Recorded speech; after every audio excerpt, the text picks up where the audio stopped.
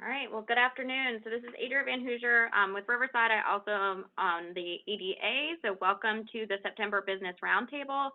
Thank you for joining today. As I just mentioned, I apologize. I am on phone. I'm having some technical issues getting the video to let me connect, so I apologize. You will hear my voice but not be able to see me right now, but I have the honor of introducing our speaker for today. And just a note that we will allow time at the end for questions, and we will have our EDA update and another additional update as well. So please stay on through the end. But without further ado, I am going to introduce Aras Holden, who is the Vice President of Acquisitions and Development, and he has been an integral member of the Broad Street team since 2012. And in his current role, Aras works closely with the executive team on the investment strategy and responsible for sourcing and underwriting acquisition and development opportunities. And he oversees major developments such as Midtown Row, which we'll be talking about today. This is Broad Street's first mixed-use property.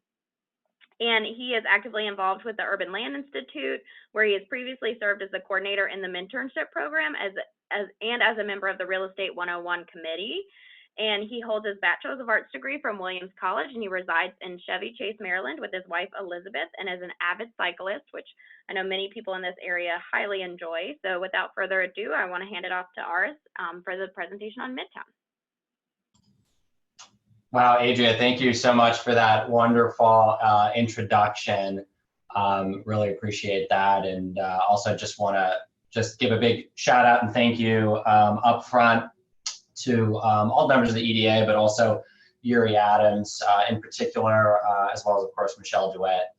Y'all have been fantastic to work with. And gosh, I was explaining the other day that I've been working on this project since we first kind of learned about the opportunity in 2016, which is about 5 years ago. And throughout that time, we've been in I'd say almost constant contact with the EDA, and it's just been a pleasure to work with y'all and bounce ideas off. So really appreciate that. I'm going to get started on the presentation, and just bear with me. I'm going to share my screen. I've put together a little PowerPoint for y'all. So just bear with me 1 second. I think I've got the right one. If someone could just let me know if everyone can see that, I would greatly appreciate it, either through the chat. Awesome, perfect. Okay, cool. All right, so let me get oriented here. So once again, thank you. I'm going to provide today a bit of a project update for everybody. I was looking back, and looks like I gave a project update to the EDA about a year ago. And then again, actually a year before that, all in the September-October timeframe. So I guess this is kind of good timing. Looks like we're doing this kind of on an annual basis as the project develops. So really excited to share our progress with the team and everyone who's been working so hard to make this project possible. So just a little bit about today's presentation. I'm going to start a little bit with some information about our grand opening event. I'm going to provide a little bit of an update kind of on construction as that kind of wraps up. I'll talk a little bit about kind of residential leasing and where we are right now with the cycle. I know there have been a couple of articles out on the WY Daily and some other local publications talking about our residential leasing success. So I'll go into a little more detail there.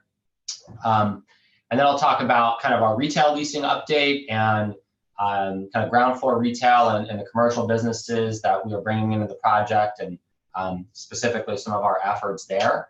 And then I'll kind of end by talking about kind of our marketing and events programs, and in particular, I'm going to kind of hone in on murals and the importance of murals to the project and some of the exciting things that we have planned over the next several months. I know we will have kind of at the end, as Adria mentioned, an opportunity for Q&A, but I would also welcome y'all's kind of feedback as I go along, and any questions that arise in any of the sections. I'm happy to kind of pause and address them in turn. That doesn't bother me at all. Happy to kind of keep this back and forth. So with that, let's move on to the next slide. There we go. Cool. Okay. So as y'all may have seen, we are having our grand opening event, which is kind of a ribbon cutting ceremony, kind of celebrating the completion of construction for the mixed use projects. It'll be held on September 24th. I know in our Facebook group, you can sign up there and RSVP, although that's obviously not required. We will have live music provided by Brass Wind. We'll have numerous food trucks and craft beer groups like Ale Works and Copper Fox, who we've partnered with. And I've listed some of the other food trucks. So I think we'll have 3 other food trucks there at least: Matchsticks, Nosh, and Don Cheeto. So it should be pretty exciting. We're going to do ribbon cutting ceremony and speeches from Mayor Pons and the CEO of Broad Street, Mike Jacoby, my boss, along with Mark Horgan, president of Horgan Construction, who is instrumental in building the buildings. So once again, ribbon cutting starts at 2:30, and then we're kind of having our big party starting at 4. Definitely encourage and hope all of y'all can make it out on that event, and please do your best weather dance so we have good weather. Otherwise, I'm going to move kind of right over to construction. There we go. Awesome. So as you guys have all seen, we've been pretty much wrapping up construction right now. We have certificate of occupancy for all 4 of the mixed use buildings that have been under construction. And that also includes our parking garage. On the screen, you can kind of see kind of a visual display of the total Midtown Row site plan. So I think you can probably see where my cursor is. This is Monticello Avenue, and here's Richmond Road, the Marshalls, the Food Lion, the 4 mixed-use buildings, and of course, Building 10 with Earth Fare and Ace Hardware. So these buildings 1, 2, 3, and 4 are fully complete and have their certificate of occupancy, and all 4 of them have residents living in them. And of course, the parking garage is also open and operating. So, all in all, the project timeline, we were very fortunate that we were able to mostly stay on schedule. We did slip a little bit towards the end, kind of more a matter of weeks than months, but it was definitely a big crush at the end to get everything complete. And I have to say, with the whole team from construction through design, project management, frankly, city staff in the planning department, everybody kind of worked their butts off to kind of meet our goal of getting everything open by Labor Day. And I'm very fortunate that throughout COVID, we did not have any major stop work orders or have any major delays that I know afflicted other projects that we've tracked in Richmond and the Peninsula, and certainly up where I'm sitting now, kind of Bethesda, Maryland, Washington, D.C. area. So we're very fortunate in that regard. Wanted to highlight just a couple of things that are kind of ongoing and a couple of future projects that we're working on. So you may see, if you kind of drive around the site, there's still some construction vehicles, still some fencing up. You'll see people working on a few things. So I just wanted to describe what that is. The first thing, which is identified as Area A here, and you can see kind of on the map as well, identified as A, is we're right now just finishing site work at the Village Green and the Performing Arts stage, which is located right here. That'll be the focal point for the grand opening event. If you come out next Friday, you'll get to see that. So crews are busy kind of finishing that up. In addition, throughout all the buildings, we are still working through punch list items, even in units, in the amenity spaces, and throughout the site.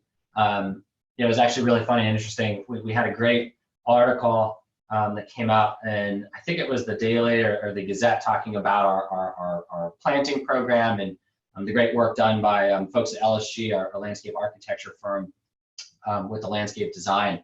But it was funny because we actually had a number of the trees that were undersized and shrubs that were undersized, and it was kind of a weird effect from COVID. We ended up learning that a lot of nurseries are really undersupplied, and so we ended up getting a smaller shrubbery and trees than we were expecting. So a lot of those trees are actually getting upgraded and will get upgraded in the fall planting season. So if you see any Charlie Brown trees throughout the site, our apologies. We will be fixing those and getting new larger trees installed. So, like I said, we're continuing to work through punch list items throughout the site. In addition, right now, actually in kind of the Earth Fair parking lot, we're doing some additional work right now in that parking lot to improve traffic flow, have some more site signage. We're introducing some more landscaping there, and also increasing some pedestrian connectivity there. So that's some other work that's kind of ongoing right now over the next couple of weeks, and we hope to complete by the end of the month. Looks like we have a question from the chat from Tracy Shackelford. Aras, do you have any native plants incorporated into the landscaping?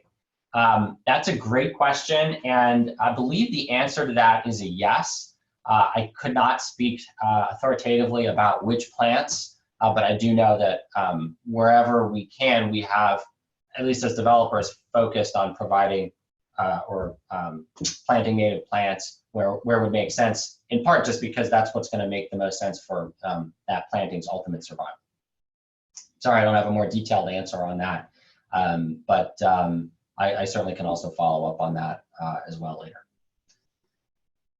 In addition, the other ongoing piece that we're doing is we have some additional site wayfinding signage, monument signs, and building signs that still need to be incorporated into the site. Was a little delayed through our process. So we're going to have a small monument sign that will be installed at the intersection of College Row and Monticello Avenue.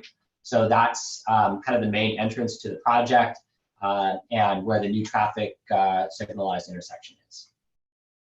And in addition to that, we're going to have street signs throughout the project. Part of our master plan for the development, along with the city's master plan, is that street grid, which you can kind of see the beginnings of. So we're going to have street signage throughout to kind of reinforce the importance of that street grid and also help customers, the retail tenants, and our residents figure out kind of where we're going throughout the site. Just following up, reading Tracy's follow-up comment. Thank you so much. So on to future work. So we have right now two major future construction projects that we have contemplated that will really begin to take shape next year. I'm going to identify them on the site plan, and then I'm going to go into a little more detail about each. One is what we identify on our site plan and our master plan as Building 9. For those who I'm sure recall, this was the former location of Ace Hardware. Ace Hardware relocated across the street to right next to Earth Fair, but as you recall, they used to be tucked away behind Food Line, and I think before that it was a bowling alley. So we have plans to turn that building 180 degrees and make the front the back and the back the front, and that also is the home to a new facility from Riverside Health. I'm going to get a little more detail on that in a minute, but that is this building here identified in the site plan as Building 9. And then in addition, we are planning facade improvements on the building that we call Building 7 on the site plan, but is occupied by Sal's by Victor, and that whole kind of stretch going to Marshall's. For various reasons, we did not complete that work earlier in the project timeline, but will be making way for that work in 2022. And just to give everybody a little bit more detail on that, so today, if you were to drive down College Row and turn into the project, you'd be greeted by this, which is, of course, not a very sightly building. And so our plans is to take this and convert it to that, which you can see here in the middle left rendering. This will be, like I said, a future home to Riverside Healthcare Facility. The facility will provide outpatient care and physical therapy along with other services.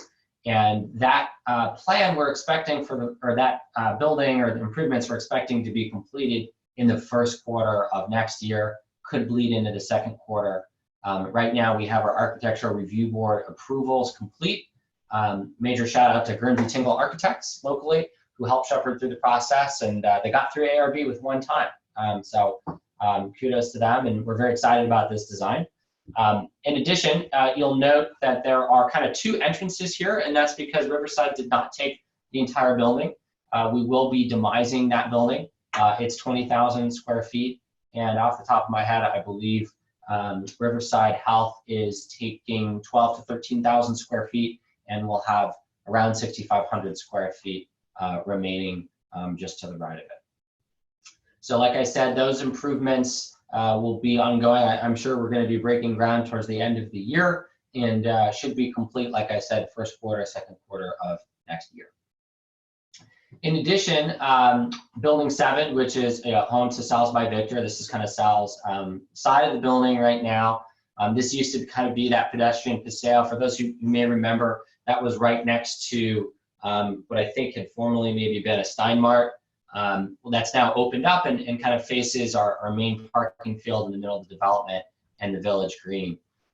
So you can see here, we've kind of got this 1980s style arcade, and we're obviously going to bring that into the 21st century. And we have some planned improvements here, which are also approved by our Architectural Review Board, and we're ready to go. And we'll probably begin those first quarter of 2022. You can kind of see a rendering of that now.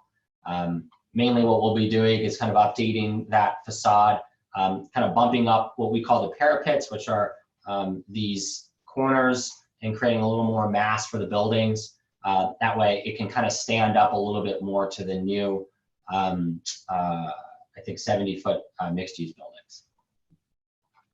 So once again, in sum, these two projects, you'll start to see progress on both of those towards the end of this year, and they'll be complete first quarter, second quarter of next year. So otherwise, before I get to that, let me just come back here. The other thing I would just note, we'll of course be having various tenant build-outs on the ground floor of the mixed-use buildings. As we sign leases and bring more tenants to the project, they'll need to complete their build-outs, so they'll start to see construction in those ground floor suites soon as well.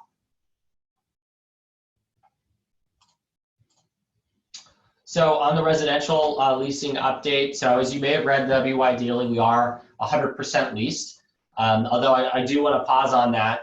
Our lease structure is folks don't lease by the unit, they lease by the bedroom. Each bedroom comes with its own bathroom, and within each unit, the bedroom is marked by a letter. So, you might be suite 41 or unit 4123, but unit or bedroom B. And so what that means is that while the units are 100% occupied, we do have some of our 4-bedroom units that are underutilized, meaning some of the bedrooms are not leased. So what I can tell you is from a physical occupancy standpoint, we're looking somewhere in the high 80% range. And that means in terms of number of people that we have now actively living in the project, somewhere in the 560 to 570 range. So that's the number of residents that we currently have living on or in the project. Otherwise, we're going to be starting back up with renewals in early October. And I've been told from the leasing team, we've got over 100 applicants on our wait list. So that's very exciting. The residential has done really well. I was trying to find some really cool photos of the finished lobby.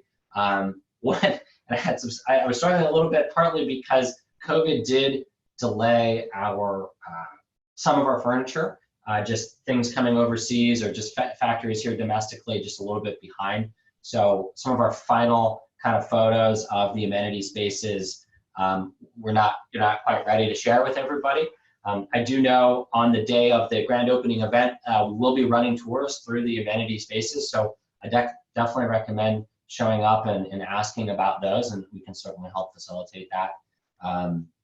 But I will say that, as you can see here, very amenity-rich project, keyless entry with your fingerprint throughout.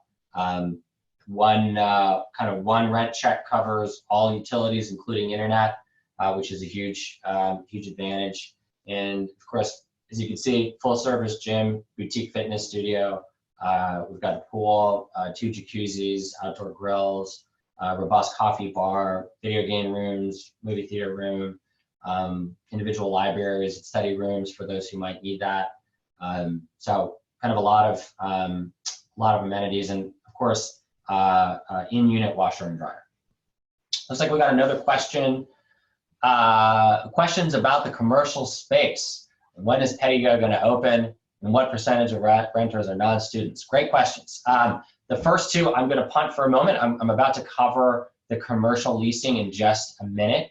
So I'm going to answer that question momentarily. And then in regards to the percentage of renters that are non-students, not able to answer that due to fair housing laws. We can't really comment on the demographic makeup of the apartment units, but what I can say is that we have folks from kind of all walks of life, and we encourage anyone to come and lease space.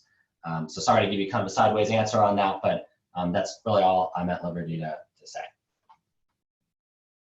Anything else on residential leasing before I move on?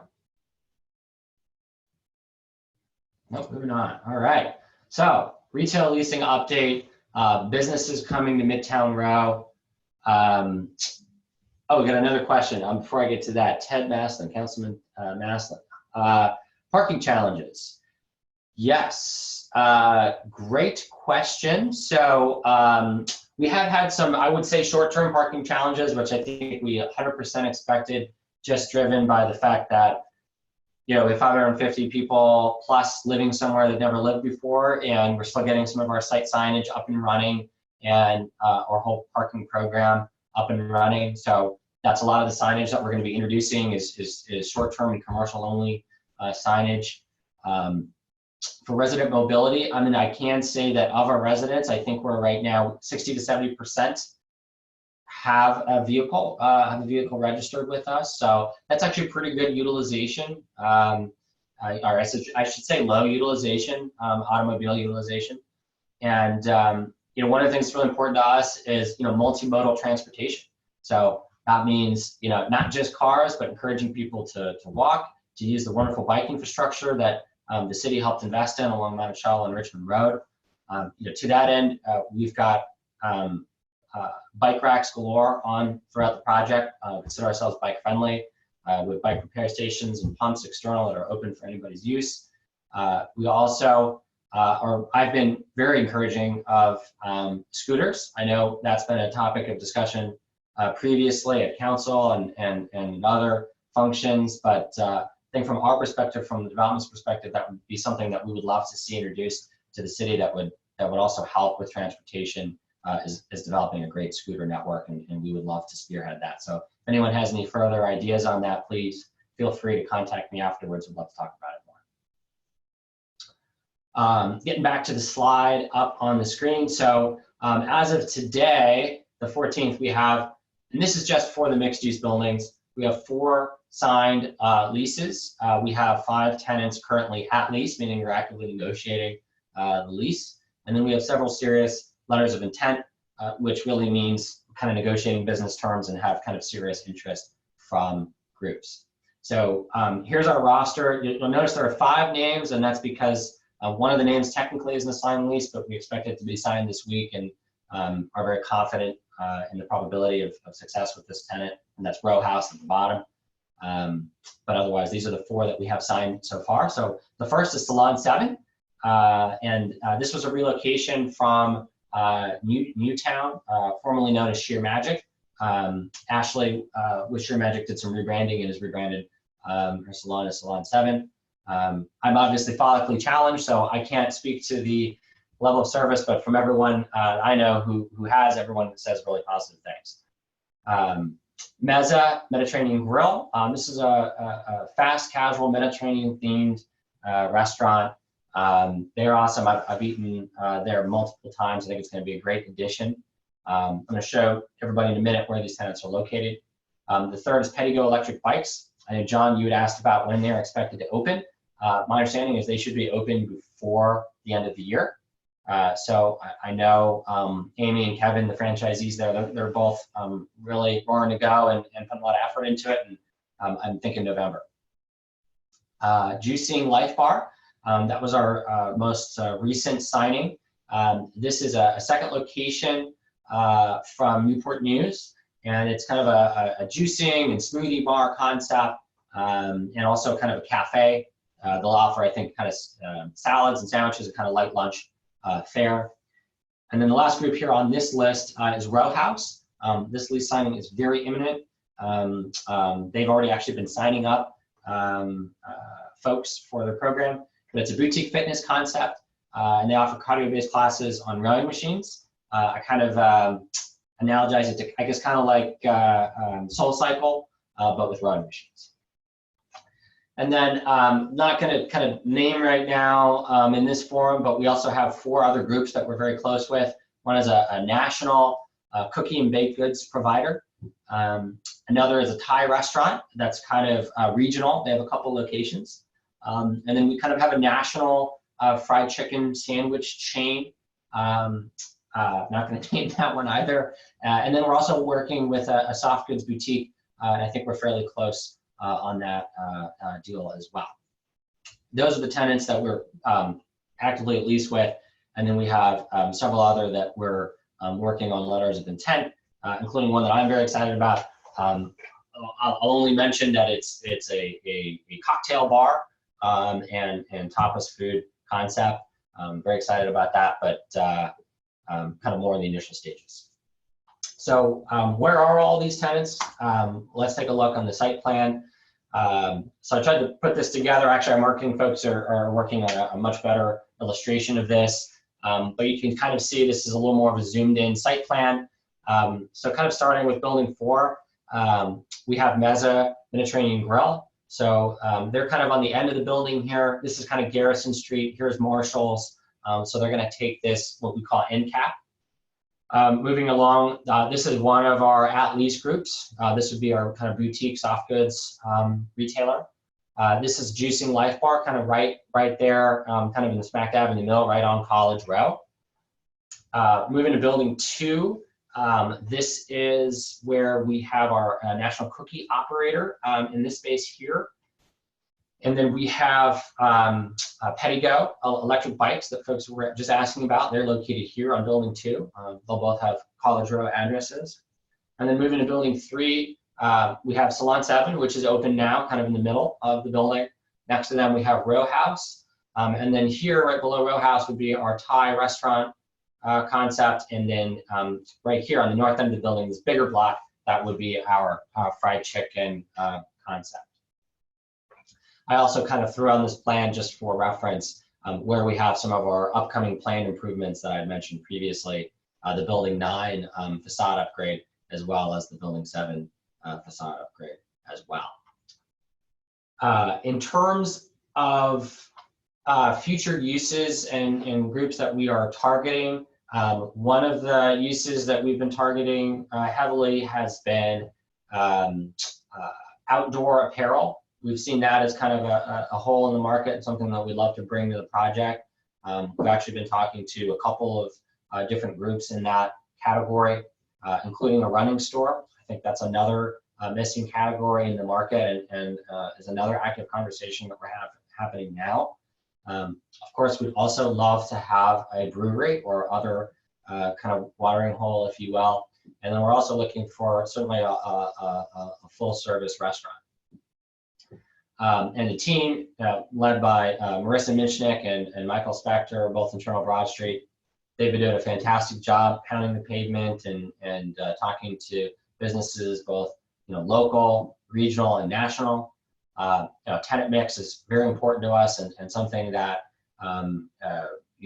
we're highly focused on. I know I've had some folks express some concern, like, hey, are you going to do any deals that are going to put undesirable tenants in there? And even though we certainly have had stress from COVID, no doubt about it, we're behind the 8 ball on leasing the commercial space due to the impact of COVID-19. We do not plan and we do not want to lease to tenants that we all don't want to see. For us, the overall experience of the project and the tenant mix is really important. We want as many kind of authentic and local and successful businesses as possible. And that's really, I think, all I would say for now on really the retail leasing front. Are there any other questions on that before I kind of just move on?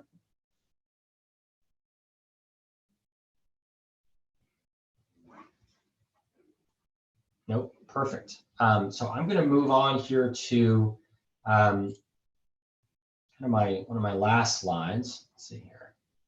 Bear with me one moment. Okay, there we go. So where would commercial space be located? Oh, great question. Okay, let me go back to that. So the commercial space on the ground floor is of the ground floor of the buildings is located primarily in buildings 2, 3, and 4. And that is that's predominantly where our commercial space is. It's about 56,000 square feet. Of that, we're approaching 25% leased. We also have a section of commercial and/or office space that's in building 1, which is kind of the amenity space, but kind of this southern end of the building, looking at the plan where my mouse is, that's where we also have another kind of 8,000 square feet. And you also were asking a little bit about Riverside. So Riverside obviously is located down here, and next to them would be about 6,500 square feet of additional commercial space. So in total, we have 63,000 square feet of ground floor retail space in total in the mixed use portion of the project, plus another 6,500 square feet over here. And of the 63,000 square feet of space, we are just under 25% leased currently, but obviously expect that number to keep growing. Riverside will or will not offer urgent care style service in that location. That's a good question. I believe the answer is no on the urgent care, but I would probably have to defer to Riverside. They have not described that use as urgent care, so I believe the answer would be no. But I know sometimes those things can change as well.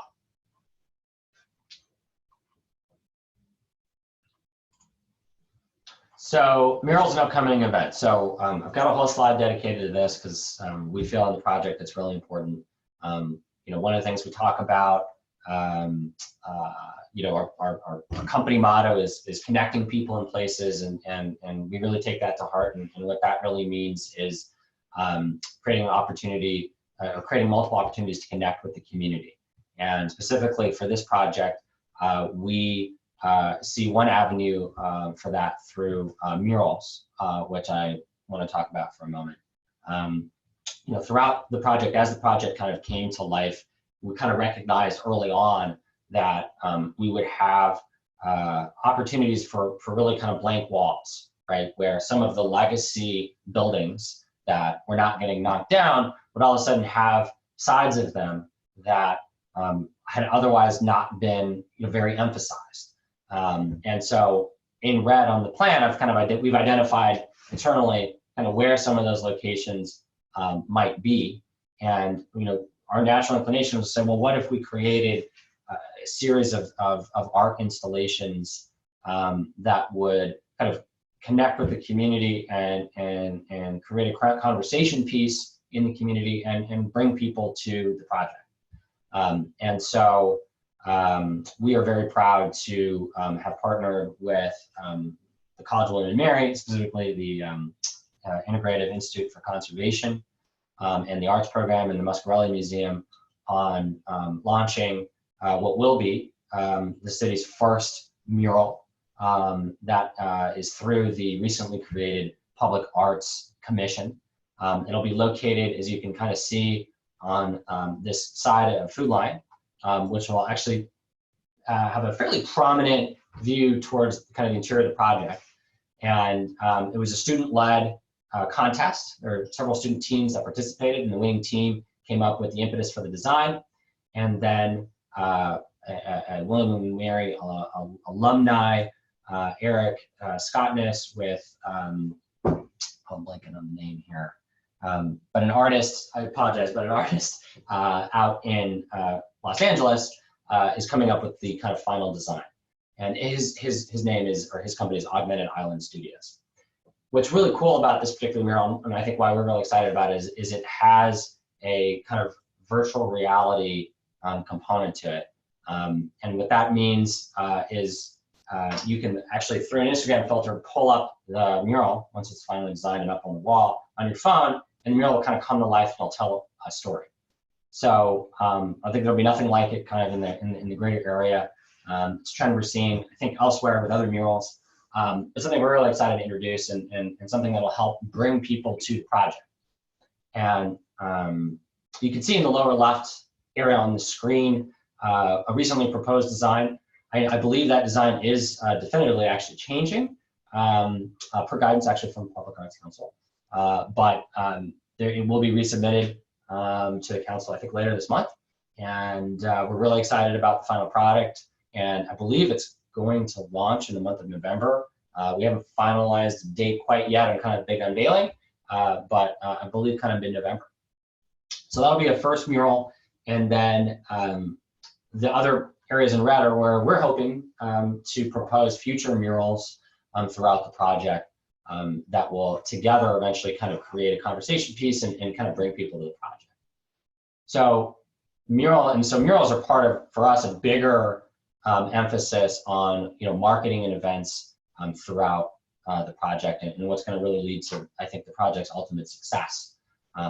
To that end, we have actually hired full-time a wonderful local person, Hannah Warner, who will be spearheading our marketing and events programming.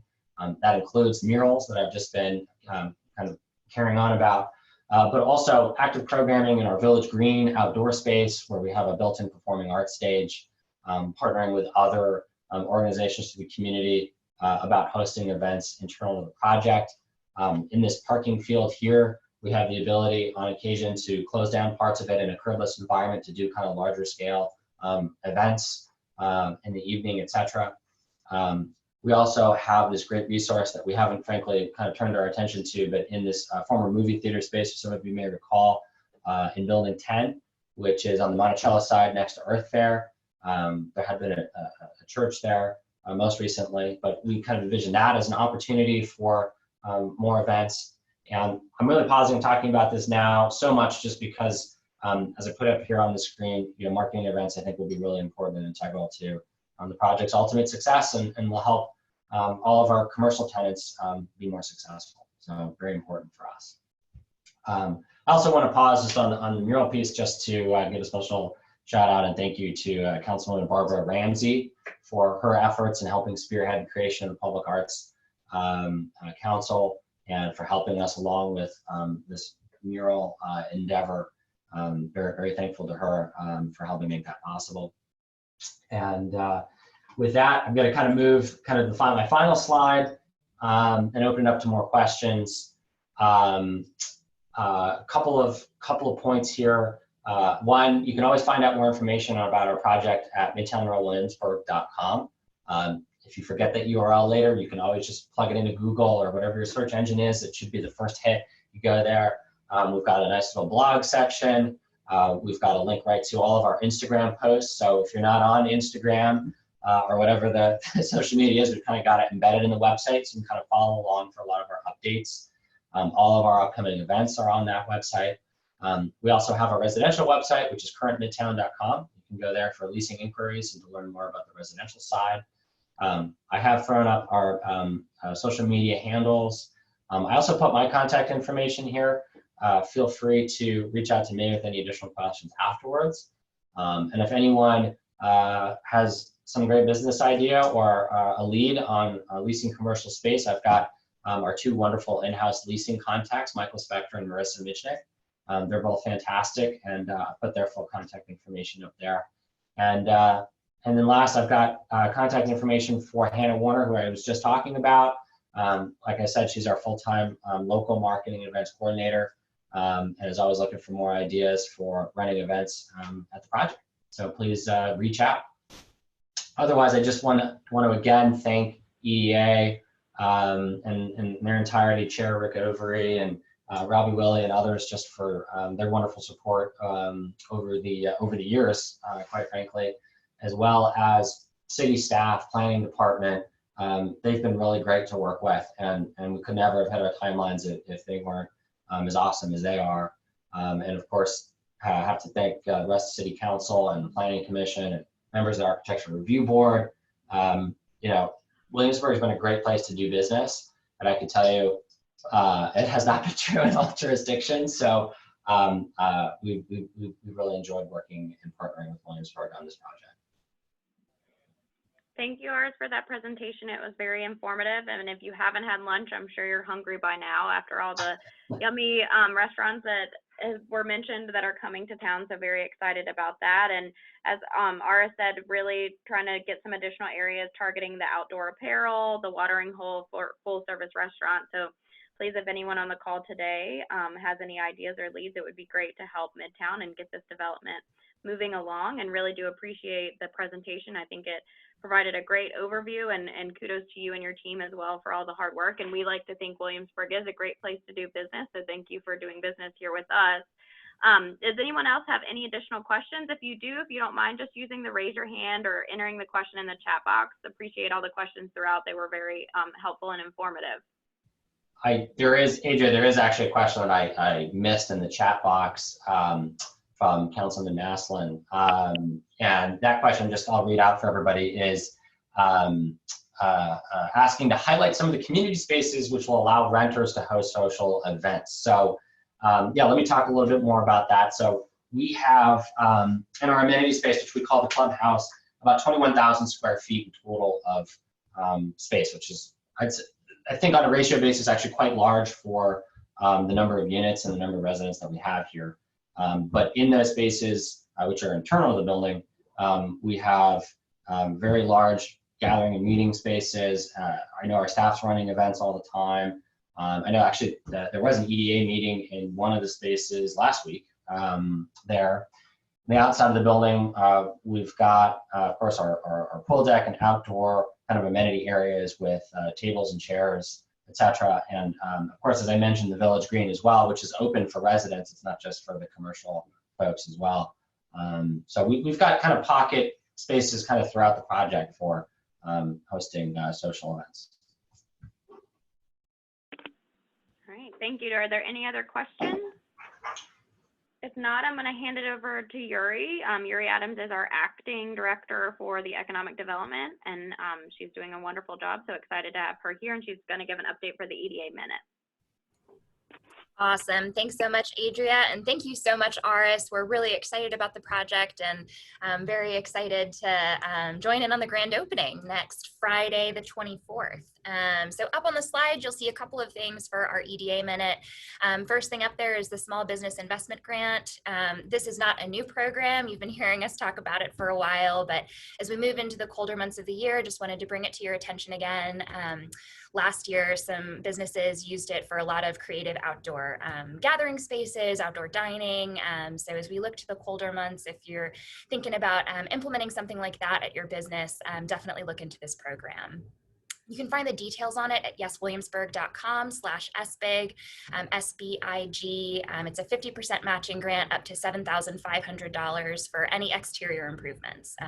So that could be hardscaping, landscaping, outdoor dining, new signage, all kinds of stuff. So certainly check that out. Next thing I wanted to mention was the Small Business Real Estate Tax Relief Program. You can find information on that at yeswilliamsburg.com/tax relief. At their meeting last week, City Council approved a real estate tax relief program to assist businesses that were impacted by COVID-19 with the recent 4% increase in real estate property taxes. So certainly check that out. And then last thing I wanted to mention is the newly formed Public Art Council will be hosting a public art education and input session that will be virtual on September 23rd at 2 p.m. You can see the link there, surveymonkey.com/r/WPAC_session, which is a very long link, but that's the link to register for that session and to ask any questions in advance. We'll also be sending that out in an e-newsletter this week, and you'll be able to find it on our social media accounts as well. That's all I have for my update. I am now going to introduce Liz Sykes, who is co-founder of AV Adventure. They're the group that's been doing our Great Williamsburg Adventure Race for 7 years now. And so Liz, I will turn it over to you, and you can talk about the program. Great, thank you so much. Yes, as Yuri mentioned, I am one of the producers for the Great Williamsburg Adventure Race. This is going to be our 7th year. We're very excited to be able to have it again this year. And we are slightly modifying the event again this year for COVID safety considerations. So in the past, it's been on one afternoon. This year, it will take place over 4 days again, Thursday to Sunday, September 23rd to 26th. And I'm gonna go ahead and put the website in the chat box. You can use the link in the chat box or go to williamsburgadventurerace.com. And for businesses, it's totally free to get involved. There are 2 ways you can join us. You can host a challenge, which means that teams will come to your business at some point during the race to complete an activity. Or you can donate a prize that will be given to the winner at the end of the race and announced in our big reveal video. Or you could do both.